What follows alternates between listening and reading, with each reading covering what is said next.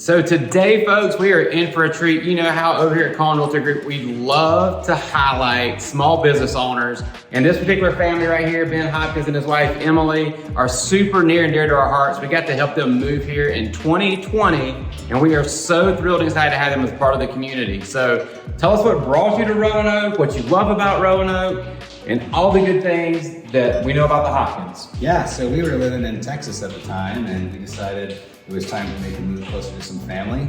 And so my wife was doing a lot of research on where to move, and she came across the Collin Realty Group YouTube channel. Okay. And so we became pretty interested in the Roanoke Valley and learned a lot about the area and decided to pay a visit. So a little later on, we paid a visit here together. And it wasn't maybe but 6-8 months later, we ended up moving here.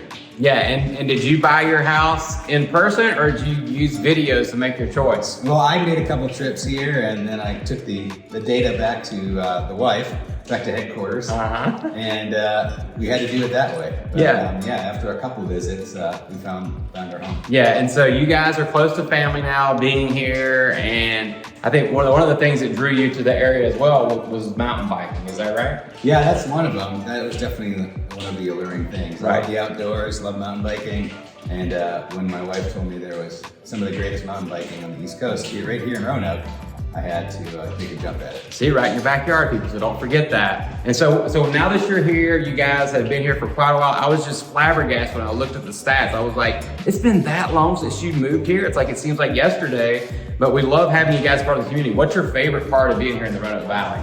I would say a few things. One is, like I mentioned, the outdoors. There's just almost endless amount of things to do outside. The winters are very mild, and so we enjoy that. There's still things to do during the winter. I even went out mountain biking a few times this winter. And we love to kayak, hike, take the kids out and do different things. In fact, this weekend we're going down to Sport Park to do the zip line thing. Oh, fun. Yeah, and so outdoors is number one, and I would say number two is just the community. There's great people here. We're plugged into a great church, Orchard Hills, and just made a lot of great friends already. A lot of down-to-earth folks here. Yeah, I would agree with you wholeheartedly. You know, we feel very blessed and fortunate to be here. I love having you guys as part of the community over at Orchard Hills also. So anyway, next step is, I know whenever you moved here, you had one type of career and you transitioned to something else now. So what are you doing now here in Botetourt County? Yeah, so I would say instead of a transition, it's more of an expansion. Okay. And so I still do what I've done for many years, which is I'm a designer in trade. And I started my career designing furniture for workplace use. And so long ago, I was living in California, working in a lot of tech. Okay. And so designing furniture for a lot of really cool tech spaces and things like that. Continued to do that even when we relocated more towards Texas. We're in Texas. And but as the pandemic stuff started to happen, a lot of things shifted in the world of workplace. Sure. And so it's still going on, but there's a lot of changes. And so that being said, with more space moving out to where we are now in Botetourt, I saw it as an opportunity to build a workshop and get more into the building. Okay. And so that's allowed me to sort of transition into not only workplace, but residential now. So I'm doing a lot of design. That's really at the core of my passion is design. Yes. And then from there, building things for homes and still workplace. Yeah, so you've got Studio Hopkins, right? And so you are basically, if you had an ideal client and project, what would that be? Yeah, I would say for around here, the ideal client would be somebody who is interested in something unique, likes the idea of having something custom built and having a lot of control over like, what could this design be? How can we use design to solve problems that we have in our current space? And then allowing me to come in and consult with them and come up with a plan and figure out from a design perspective, how can we make this look beautiful and also functional? Yeah. And then take it to all the way through. Oh, awesome. Yeah. So basically it sounds like, so take me through the process of, hey, somebody connects with you on social, via email, website, whatever. What's that first step look like to kind of the last step through the process? Sure. So first step would just be to get connected to see what is your project, what are you looking to do?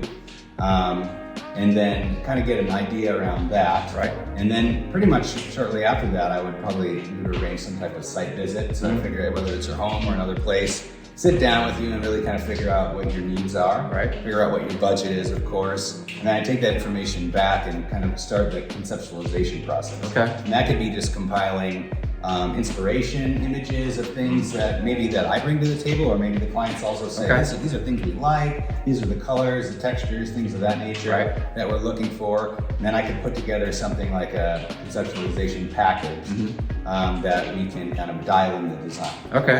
So we go from there and kind of get the design dialed in, the budget dialed in, and then we go into another phase of actually like really kind of looking at, okay, what is this going to look like with your space? I have a lot of experience when it comes to 3D visualization, Okay. CAD, and things like that, so I can make it look pretty realistic just with computer images.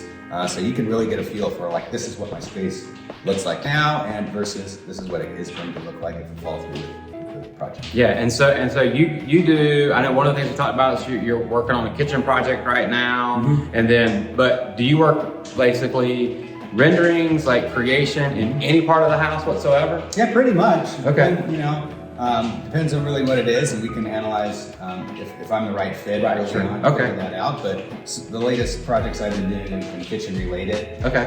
But I'm working on like bookcase installs, things that are built into your home. Even if it's like, hey, is there a way that we can bring more light into this space by cutting through the wall or whatever? I'm not a structural engineer, and we can bring people like that into the scope. Absolutely. You know, but all those things are on the table. I like it, absolutely.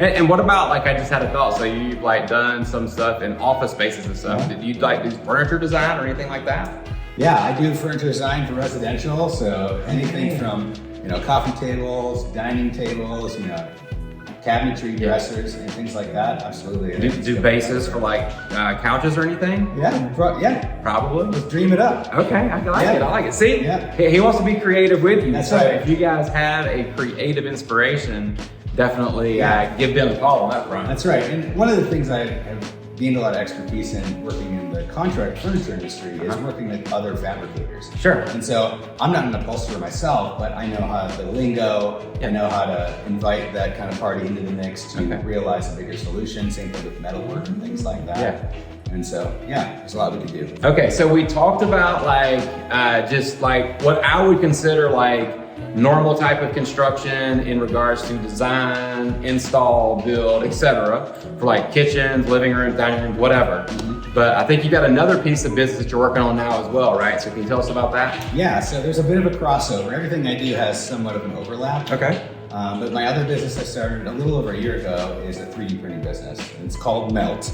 And the crossover is that I do a lot of 3D printing of products for workplace. And so they can just be any kind of product that, especially desktop products. Okay. And so it could be like privacy screens or things for or organizational tools for your desk or things to take things from one place to another easily with design in mind. Okay. And so I do a lot of that, but the crossover there is that I've even done some 3D printing for home projects too. So there's a special shape of a part that is needed for a certain piece of furniture. I 3D printed that, or like cabinet knobs, things like that. So you can get pretty creative with that. It sounds like it. It sounds like just both the businesses in general, all that you're doing right now, really allows you to have a creative outlet. Would that be correct? Yeah, definitely. Yes. There's a lot of freedom in that department. So you have a creative mindset then, huh? Is that I right? would say so, yeah. All right, that's awesome. So for people who have watched this video, they're like, hey, I want to get in touch with Ben.